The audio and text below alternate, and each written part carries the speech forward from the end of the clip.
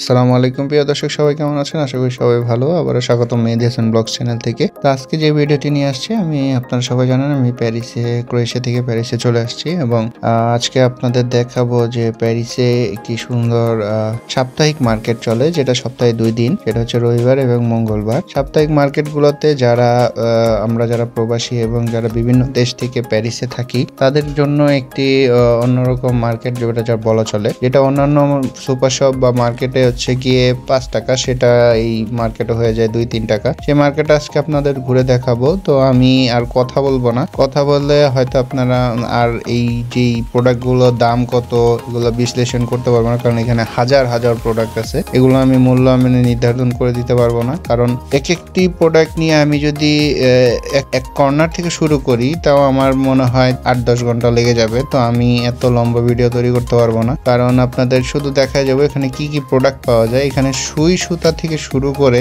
আপনার এমন কিছু নাই, যাবতীয় দৈনন্দিন জীবনে ব্যবহার করার মতো এমন কিছু নাই যেখানে পাওয়া যায় না। আর পাওয়া যায় এমন কম মূল্যে, যেটা আপনার অন্যান্য দোকান থেকে প্রায় 50% এর থেকেও, প্রায় 50% না 70-80% কম মূল্যে এখানে পাওয়া যায়। সেটা হচ্ছে বলা চলে আপনাদের নিউ মার্কেটের মতো। বসুন্ধরা সিটিতে যেই টাকায় জিনিস পাওয়া যায়, যেটা তো নিউ মার্কেটে তার 3 ভাগের 1 ভাগ মূল্যে পাওয়া যায়। তো আমি কথা না বলে আপনারা দেখতে থাকুন আমি কি নিয়ে ভিডিও তৈরি করতেছি, যেটা সম্ভবত রবিবার এবং মঙ্গলবার বসে।